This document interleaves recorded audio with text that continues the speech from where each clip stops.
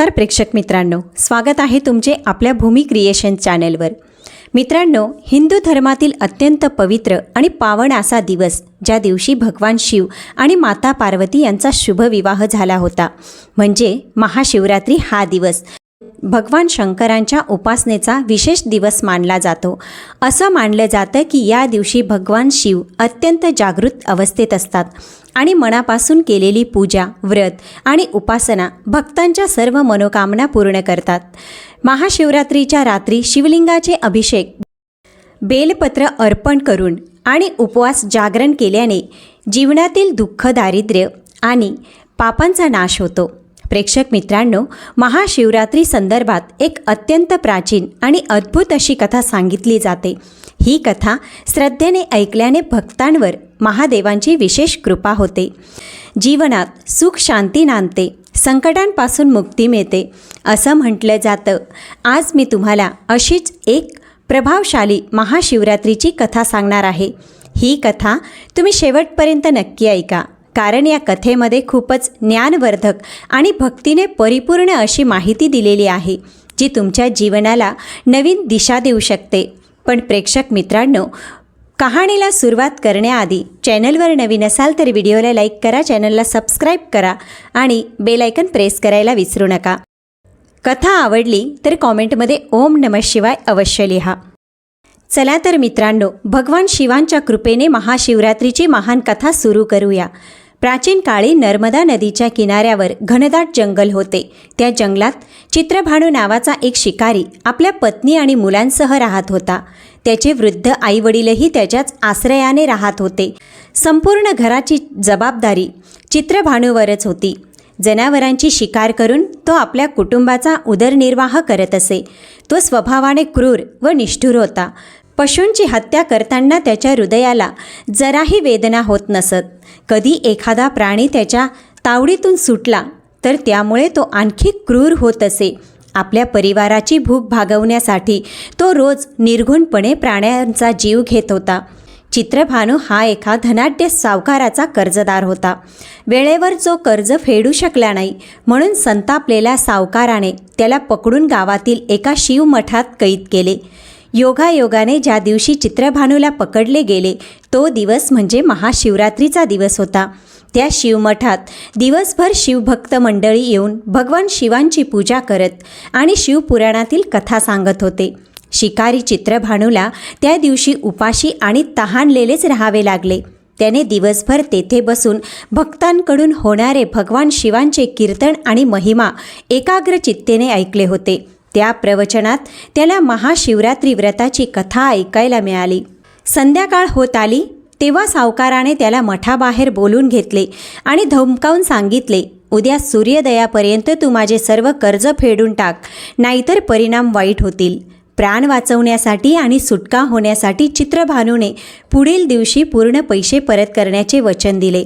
अखेर सावकाराने त्याची सुटका केली। अचानक मिळालेल्या या मुक्तीमुळे चित्रभानू थोडा गोंधळून गेला, पण त्याने सुटकेचा निश्वास टाकला आणि घरी न जाता तो थेट जंगलात शिकार शोधण्यासाठी प्रस्थान करतो। दिवसभर काहीच खाल्ले प्यायले नसल्याने चित्रभानूला प्रचंड भूक आणि तहान लागली होती। तरी देखील कुटुंबाचा उदर भरावा म्हणून रात्रीचेही क्षण वाया घालवून चालणार नाही या निर्धाराने तो अंधार पडू लागल्यावर सुद्धा शिकार शोधत जंगलात भटकत राहिला। एखादे तरी पशु मिळवून मारता आले तर निदान आजची रात्र उपयुक्त ठरेल असा विचार त्याच्या मनात होता।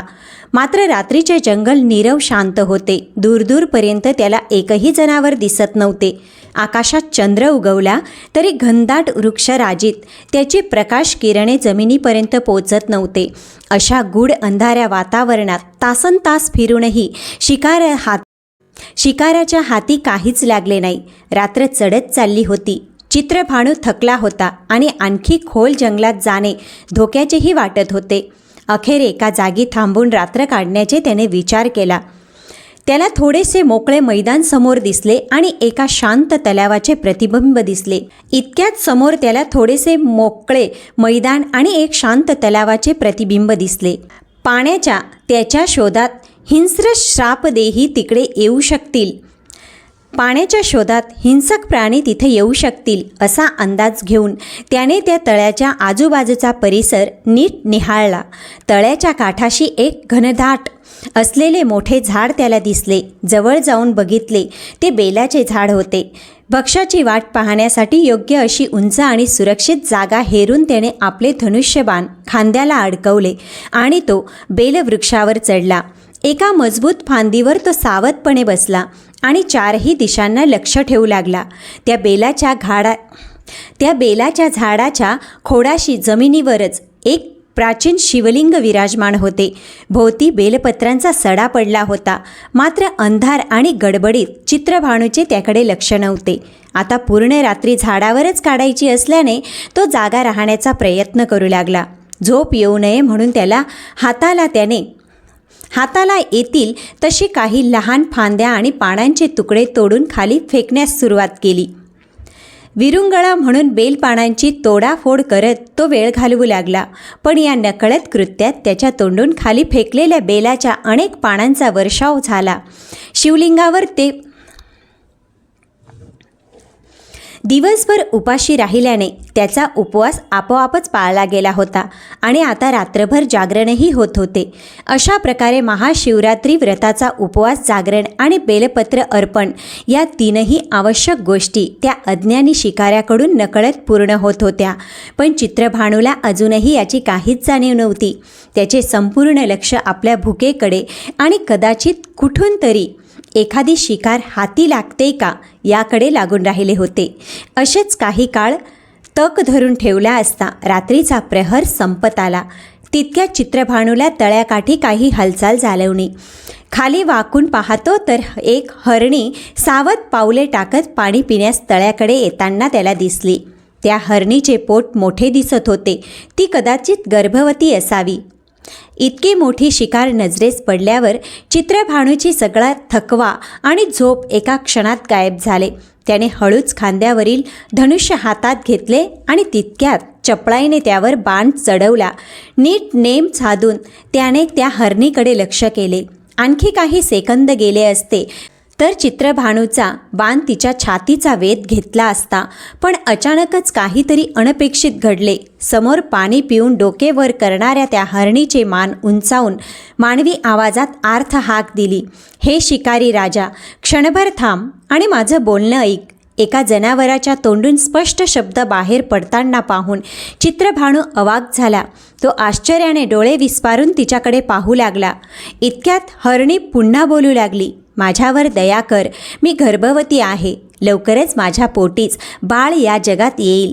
तू आत्ता मला मारलंस तर माझ्या पोटातील आणि माझा असा 2 निरपराध जीवांचा घात होईल. 2 जीवांची हत्या करून महापाप करू नकोस. मला काही काळ जगू दे. मी लवकरात लवकर माझे बाळ जन्माला घालून त्याला सुरक्षित ठिकाणी ठेवून तुझ्यासमोर स्वखुशीने परत येईन. तेव्हा हवं तर तू मला ठार कर. तिच्या डोळ्यातून ढळाढळा अश्रू वाहत होते. त्या फाल्गुन महिन्याच्या शीतल चांदण्यातील तिच्या डबडबलेल्या नयनातील चमक दुःखाने मलिन भासत होती. त्या निरागस जीवाच्या कातर स्वराने जणू संपूर्ण वनात हंबरडा फोडला होता. हरणीचे करुण शब्द कानावर पडताच चित्रभानू गोंधळून गेला. एक जनावर मनुष्याप्रमाणे बोलते आणि ही गोष्ट अचंब्याची होती. ताणलेल्या धनुष्याची प्रत्यच्या त्याच्या हातातून थोडी सैल झाली. हरणीच्या डोळ्यातले पाणी आणि कंपयुक्त स्वर ऐकून त्याच्या हृदयात थोडी करुणा दाटून आली. शेवटी त्याने तिची विनवणी मान्य केली. जा, तुला जाऊ देतो, पण परत यायला विसरू नकोस, चित्रभानूने कठोर स्वरात सांगितले. धनुष्य खाली केले. जीवनदान मिळताच हरणीने मान झुकून कृतज्ञता व्यक्त केली आणि काही क्षणात ती झुडपांच्या आत अदृश्य झाली. शिकारीने एक दीर्घ श्वास सोडला आणि पुन्हा सावधपणे आजूबाजूला पाहू लागला. मी खरोखर वेडा आहे का? समोर आलेला गरजेचा शिकारी मी जिवंत सोडून दिला. आता ही हिरण परत येईलच कशी? तिने आपला जीव वाचवण्यासाठी खोटं आश्वासन दिलं असेल. कदाचित तो स्वतःवरच चिडला. पण लगेच त्याला हरणीच्या डोळ्यातले अश्रू आठवले आणि काळजाला काहीतरी बोचल्यासारखे झाले. असू दे, निदान 2 बापुड्या जीवांची हत्या माझ्या हातून टळली असे स्वतःशी पुटपुटून त्याने मनाला समजावले. आता पुढे अजून जास्त सावध राहायचं असं ठरवत तो दुसऱ्या शिकाऱ्याची वाट पाहू लागला. धनुष्य पुन्हा हातात घट्ट पकडून तो चारही दिशांना नजर फिरवत जागा झाला. या प्रसंगानंतर बराच वेळ काहीही घडले नाही. निशब्द अंधार आणखी गडद होत गेला. दूर कुठेतरी एका कोल्ह्याचे कर्कश सूर ऐकू येत होते.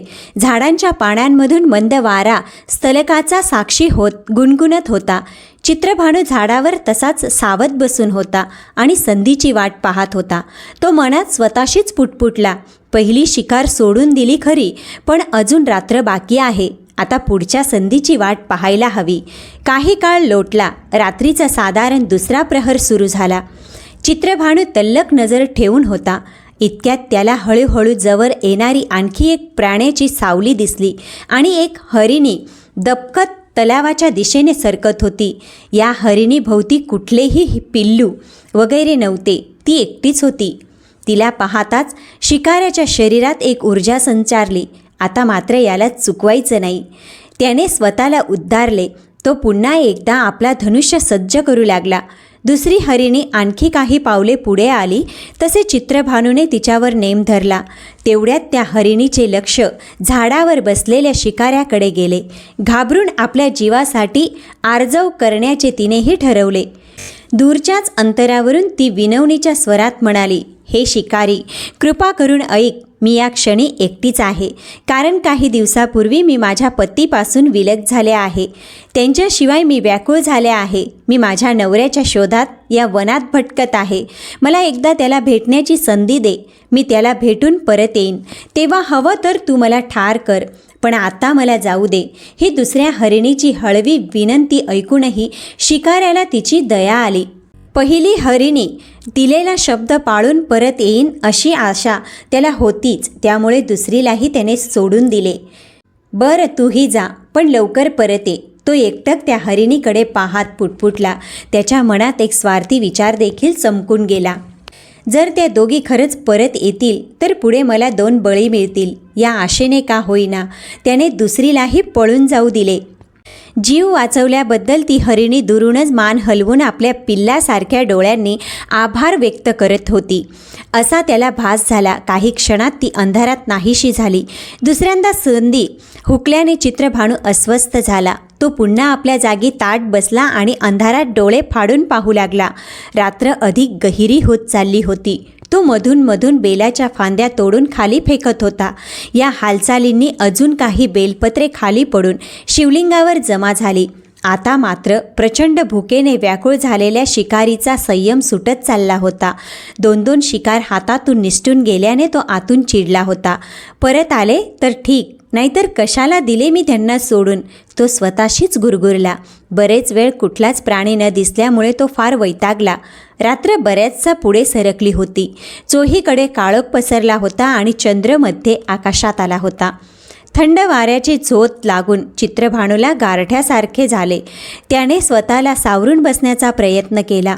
डोळ्यांवर झोप येऊ नये म्हणून तो अधिक जागरूक झाला. तेवढ्यात त्याला दूरवर काहीतरी हल्ल्याचा भास वाटला. त्याने कान टवकारले. पाणगळ वाऱ्यावर सळसळली खाली पाहतो तो काय, आणखी एक हरिणी. दोन्ही लहान छाव्यासह धडधड करीत त्याच वाटेने तळ्याकडे येत होती. त्या हरिणीने 2 लहान पिल्लांना पाणी पाजण्यासाठी बहुधा हा मार्ग धरला असावा. पोटची लेकरं सोबत असल्यामुळे ती अत्यंत सावध दिसत होती. ती आणि पिल्ले आल्या आल्या इथे धोका नसल्याची खात्री करून घेत होती.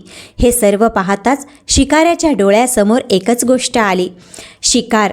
त्याने निर्धार केला की या वेळेत जर संधी मिळाली तर नक्कीच बळी घ्यायचा. अजिबात चूक करायची नाही.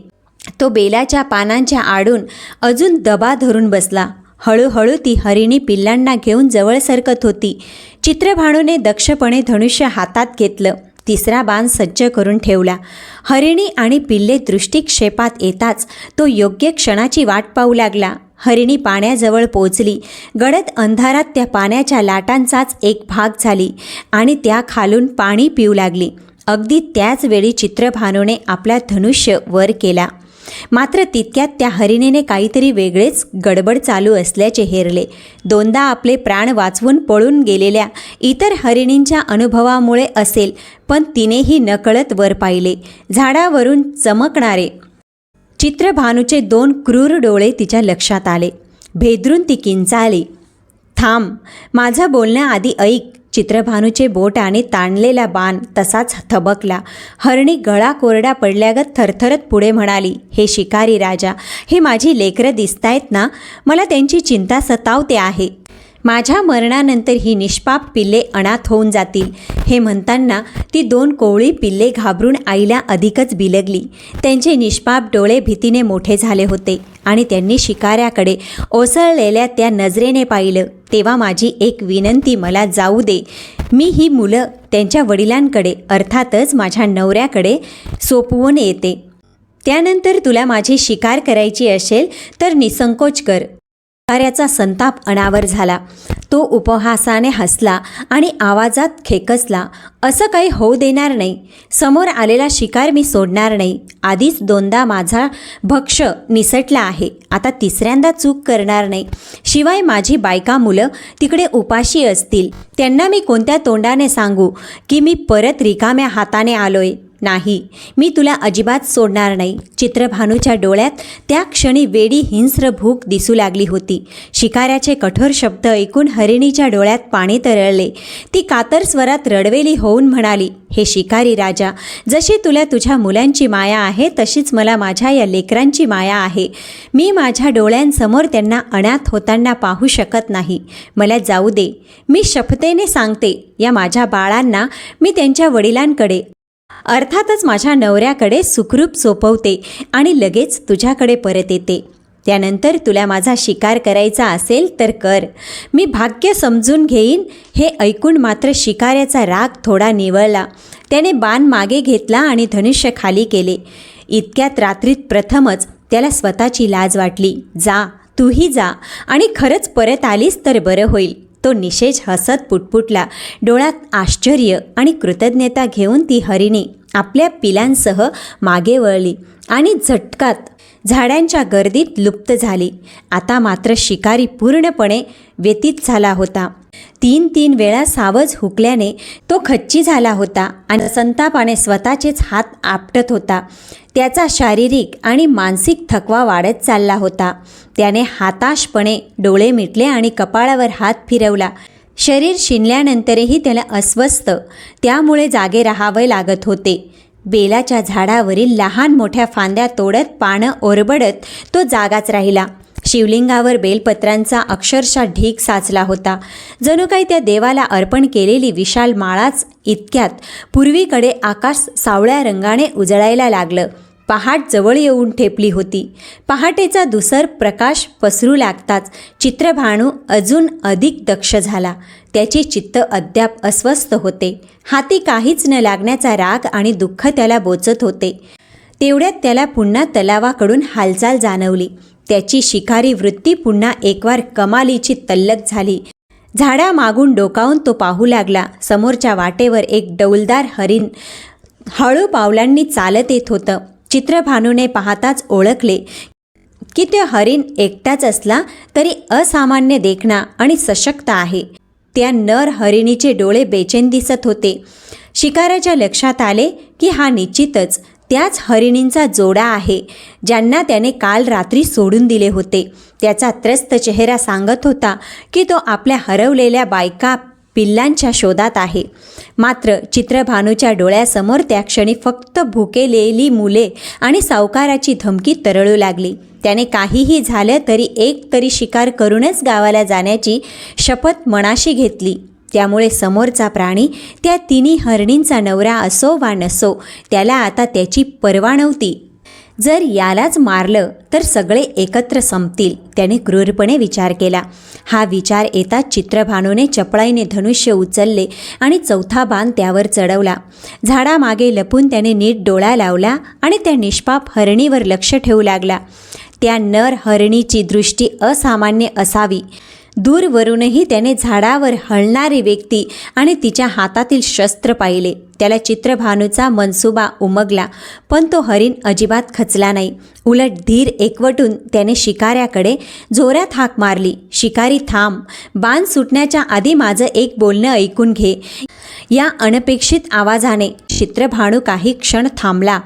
तो हरीण ठामपणे पुढे बोलू लागला, हे मानव, जर तुला असं वाटत असेल की या आधी आलेल्या तिन्ही हरणींचा तू वेध घेतला आहेस आणि त्यांच्या रक्ताने तुझी तहान भागली आहे, तर आता मी एकटाच उरलोय. मग उगाच विलंब करू नको.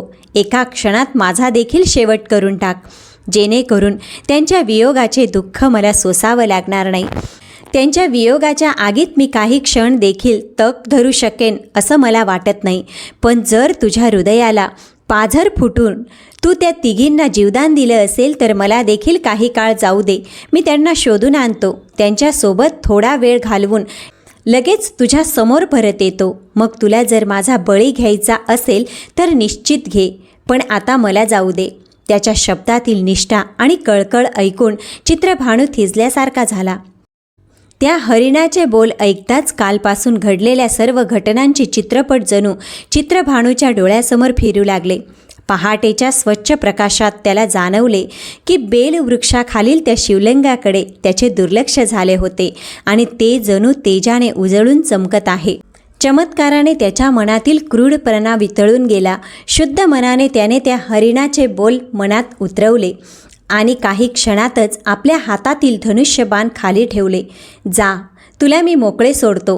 चित्रभानू शांतपणे म्हणाला, माझ्या हातून तुमच्या कुणाचाही विश्वासघात होणार नाही. तुमची काहीही अडचण मी निर्माण करणार नाही. अविश्वासाने तो हरीण काही वेळ त्याच्याकडे पाहत राहिला. अखेर तो अलगद मागे फिरला आणि वनात अंतर्धान पावला. दरम्यान त्या जंगलातील एका मोकळ्या आश्रयस्थानी ते तीनही हरिणी परत एकमेकींना भेटल्या होत्या. आपापल्या ओढावलेल्या प्रसंगाची कहाणी त्यांनी एकमेकांना सांगितली होती. त्यांचा पती हरीण सुद्धा आपला कुटुंब शोधत तिथे आला. त्यालाही शिकाऱ्याला दिलेले वचन आणि केलेल्या विनवण्या आठवत होत्या.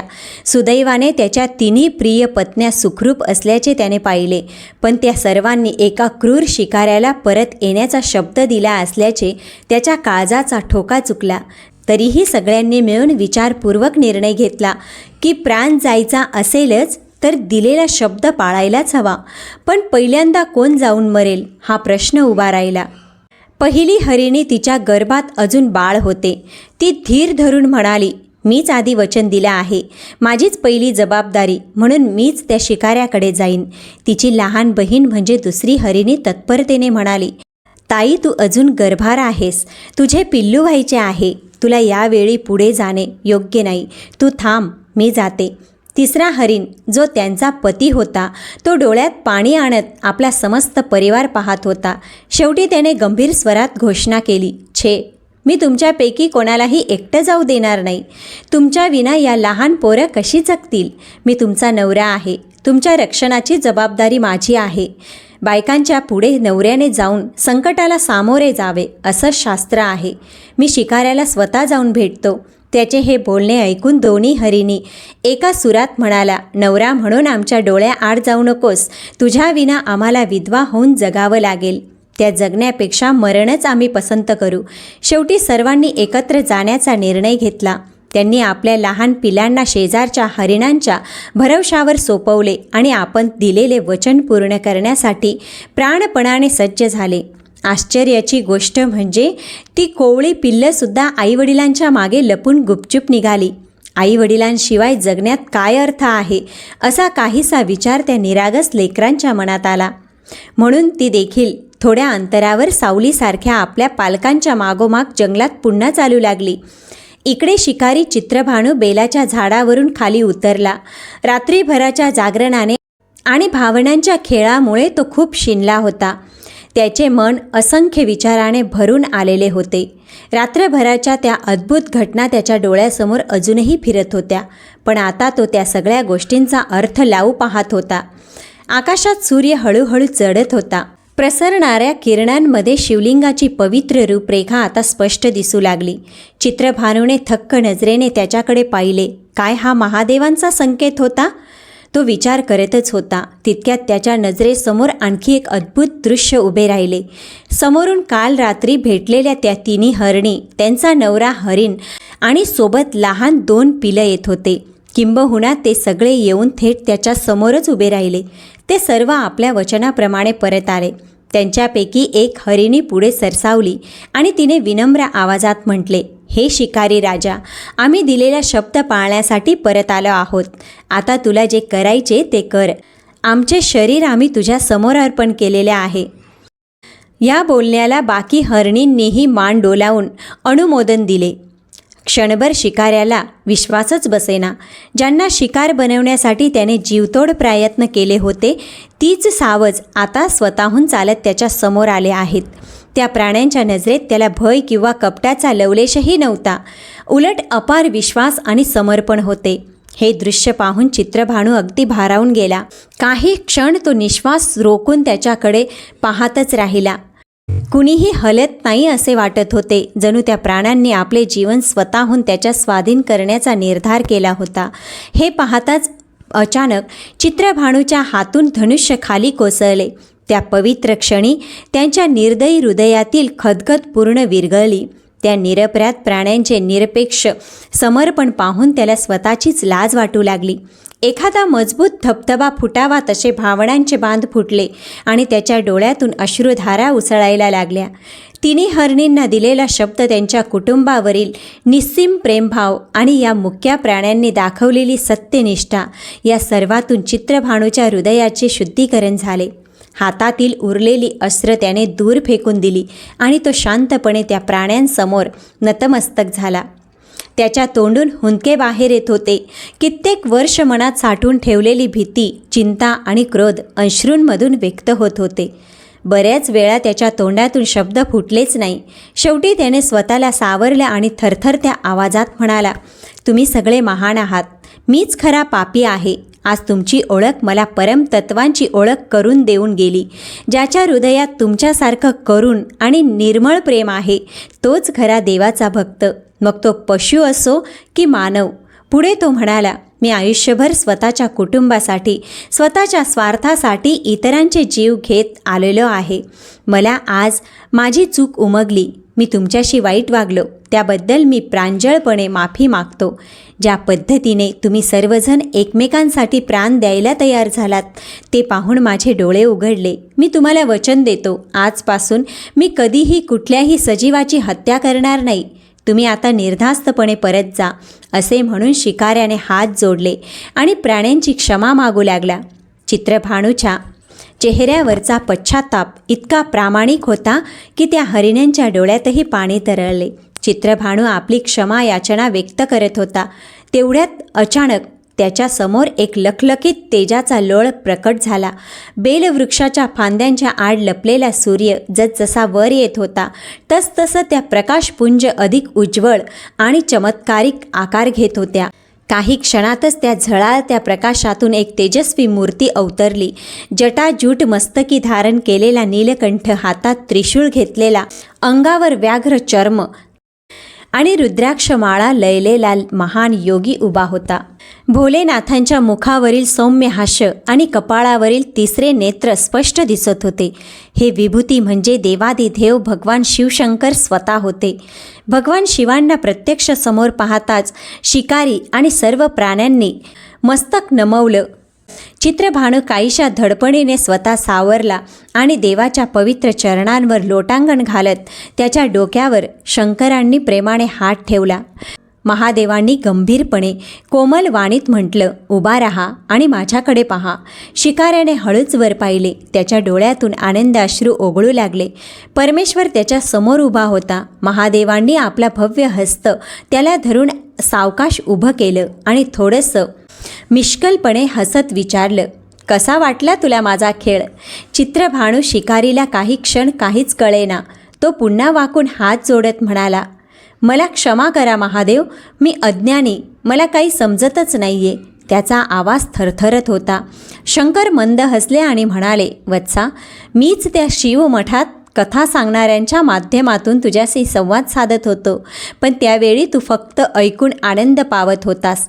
आचरणात मात्र फरक घडवला नव्हतास. तेव्हा मी ठरवलं की तुझ्या कर्मांनी साचलेलं पाप नाहीसं करायचं आणि तुला सद्बुद्धी द्यायची. चित्रभानू देवाचे शब्द स्तब्ध होऊन ऐकत होता. महादेव पुढे म्हणाले, माझ्या लीला अपरंपार आहेत. मीच तुला त्या बेलाच्या झाडाखाली घेऊन आलो आणि तुझ्याकडून संपूर्ण रात्र आपोआप माझी सेवा घडवून घेतली. त्या दरम्यान या मुक्या हरणांच्या रूपाने मी तुझं हृदय देखील परीक्षित केलं. अखेर शेवटी तरी तुझ्यातली करुणा जागी झाली. इतकं बोलून शंकराच्या मुखावर पुन्हा एक प्रसन्न स्मित पसरलं. हे सर्व ऐकून चित्रभानूचं हृदय ओसंडून आलं. तो क्षणार्धात भगवानांच्या चरणावर कोसळला आणि डोळे मिटून रडू लागला. त्याच्या तोंडातून शब्द फुटत नव्हते. अखेर महादेवांनी स्वतः त्याला उचलून आपल्या हृदयाशी कवटाळले. त्यांच्या स्पर्शात असीम माया आणि शांतता होती. त्या स्पर्शाने चित्रभानूला विलक्षण शांतता आणि आनंद प्राप्त झाला. महादेवांनी प्रेमळ स्वरात म्हटलं, मी तुझ्यावर अत्यंत प्रसन्न आहे. माग, तुला जे हवं ते वर माग.